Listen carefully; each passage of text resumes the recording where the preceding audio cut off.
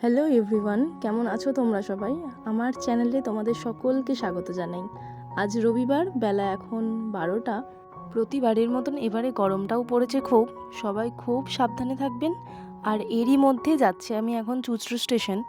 এখনও অবধি টোটো পাইনি, রাস্তাঘাট একেবারে ফাঁকা। তবে বেশ কিছুটা হেঁটে, বলতে পারো অর্ধেক রাস্তা হেঁটেই পেয়ে গেলাম একটা টোটো। ব্যাস কিছুক্ষণের মধ্যেই চলে এলাম চুঁচড়ো স্টেশন। আর কোথায় যাচ্ছি তা তো তোমাদের এখনও শেয়ার করাই হয়নি। যাচ্ছি আজ আমার মেজমাসি বাড়ি। বেশ কদিন ধরে খুব যেতে ইচ্ছা করছিল। আর জানো তো, এবারে আমি মায়ের সাথে না, আমি যাচ্ছি এবারে আমার বাবানের সাথে, মানে তোমাদের শুভঙ্কর দার সাথে। এই প্রথম আমার কোনো রিলেটিভের বাড়ি যাচ্ছে। এর আগেও বহুবার বলা হয়েছে যে চলো, বাট কখনোই যাইনি। আর এদিকে কথা বলতে বলতে আমার ট্রেনও চলে এসছে। যাচ্ছি এখন আমি আদিসপ্তগ্রাম, আর আদিসপ্তগ্রামেও নিতে আসবে। দিন বাইকে করেই পুরো যাব মাসির বাড়ি। মাসির বাড়ি মানেই আমার কাছে আনন্দে ভরা কিছু মুহূর্ত, সেটা নৈহাটি হোক বা দমদম। আর এবারে একটু বেশি আনন্দ, কারণটা ওই সাথে আমার প্রিয় মানুষটা যাচ্ছে। কথা বলতে বলতে চলে এলাম আদিসপ্তগ্রাম। বাঁশবেড়িয়া নামলেই ভালো হতো, তবে ওই গাড়িটা ধরলে আরও বেশি দেরি হয়ে যেত। আর এদিকে উনিও এসে হাজির। তো চলো তাহলে, কতটা কি শেয়ার করতে পারবো আজ জানি না, তবে যতটা পারবো শেয়ার করার চেষ্টা করব। কি বিশাল রোদ দেখেছো? এরকম রোদ দেখলে মনে হয় শীতকাল ভালো, আর শীতকাল এলে মনে হয় গরমকাল ভালো।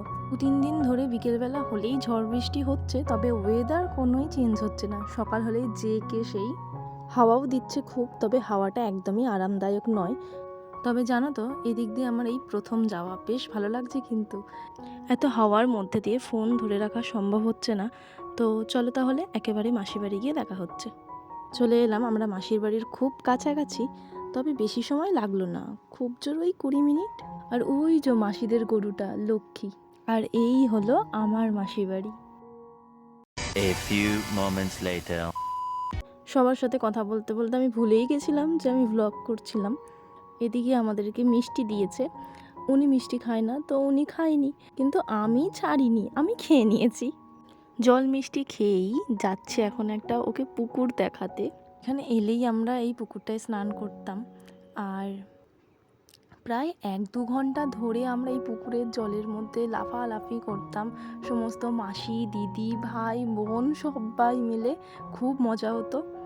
সেই পুকুরটাই দেখাতে নিয়ে যাচ্ছি। এই পুকুরটায় স্নান না করলে কিছু একটা ইনকমপ্লিট লাগতো। আজ এসে দেখছি পুকুরের চারপাশটা কেমন ঘিরে দিয়েছে, নেট লাগিয়ে দিয়েছে, একদম আর স্নান করা যাবে না আগের মতন। আর এই যে দূরে এই যে একটুখানি জায়গা, এই জায়গাটাতেই ঘাট ছিল।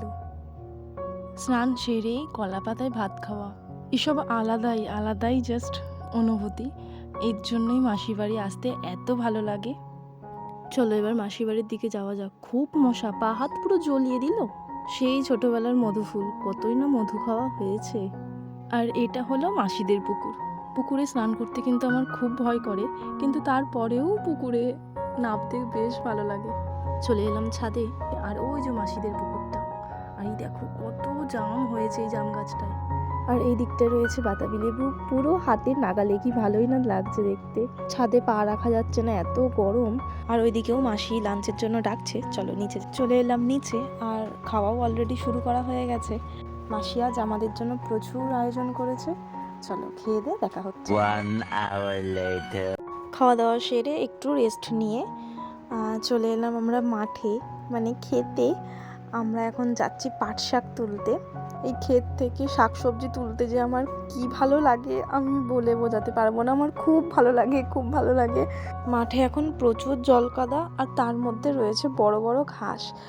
আল দিয়ে হাঁটতে হাঁটতে কোথায় যে পা রাখবো সেও ভেবে পাচ্ছি না। কটা মাস আগে যখন এসেছিলাম, কি ভালোই না লাগছিল এই মাঠটায়। সর্ষে খেতে পুরো ভরা ছিল, খুব ভালো লাগছিল। সেই সময় শাড়ি পরেই আলের ওপর দিয়েই হেঁটে বেরিয়েছি। আর এদিকে আমার দিদি নাইটি গুজে ভাবছে ঠিক কোন ক্ষেত থেকে পাট শাকটা তুলতে যাব। এদিক ওদিক ভাবতেই কেটে গেল প্রায় 2 ঘন্টা। তারপরে শেষমেশ যেখানে গিয়ে আমরা পাট শাকটা তুললাম, সেখানে রীতিমতো দাঁড়ানোর জায়গা নেই। একেই তো জলকাদা, তার মধ্যে কেঁচো জোক, খুব ভয় পাচ্ছে, কিন্তু তবুও আমরা পাট শাক তুলবই। মধ্যে ওই যে মাসির বাড়ির 2 পোষ্য রয়েছে, ওদেরকে দেখেও কিছুটা সাহস পাচ্ছি। চলো তাহলে একেবারে পাট শাক তুলে দেখা হচ্ছে।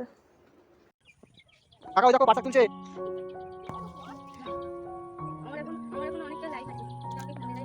পাট শাক আমাদের তোলা হয়ে গেছে, এবারে আমরা জাম পারবো। এইসবের জন্যই তো এখানে আসা। আর পরিবেশটা দেখো কি ভালো লাগছে। আর আজ এখান দিয়ে হাঁটতে হাঁটতে বহুবার পড়েছে এই ড্রেনের ভেতরে। সে যাই হোক, চলো এবার বাড়ির দিকে যাই। মাসির বাড়িতে জাম গাছ থাকলে যা হয়, সে কি আর জাম না দিয়ে ছাড়ে। আর ঠিক এরই মাঝে আমি একটা জিনিস দেখতে পেয়েছি, সেটাই তোমাদের সঙ্গে শেয়ার করব। চলো, খুব ভালো করে দেখো তো, কিছু দেখতে পাচ্ছ? আমি এই প্রথম এত বড় ব্যাঙ দেখলাম, আমি কখনো দেখিনি। আর আমি তো দেখে অবাক, এত যে বড় ব্যাঙ হয় সেটাই আমার জানা ছিল না। এখানে প্রায় 5 থেকে 6টা মতন ব্যাঙ আছে। আমার তো দেখেই ভয় লাগছিল রীতিমতো। চলো এবার বাড়ি ফিরতে হবে, তাই সন্ধ্যা হওয়ার আগে আগেই বেরিয়ে পড়ছি। ব্যাগটা দেখলে খালি হাতে বাড়ি ফিরতে দেবে না, মাসিরা হয়তো এমনই হয়। মাসি বাড়িকে বিদায় জানিয়ে বেরিয়ে পড়লাম। আবারও মাসির সঙ্গে দেখা হবে দমদমের মাসির বাড়িতে, তাই তেমন মন খারাপ করছে না। মানে ওই পরের সপ্তাহের জামাই ষষ্ঠীর দিনে সেখানে গিয়ে যদি কোনো ভিডিও করতে পারি তাহলে তা অবশ্যই তোমাদের সঙ্গে শেয়ার করব। আর আজকের ভিডিওটা এতটুকুই। কেমন লাগলো তা অবশ্যই জানিও। ভালো লেগে থাকলে চ্যানেলটাকে সাবস্ক্রাইব করে লাইক দিতে ভুলো না। দেখা হবে খুব তাড়াতাড়ি নতুন কোনো একটি ব্লগে। সবাই খুব ভালো থেকো, সুস্থ থেকো আর সাবধানে থেকো। টাটা।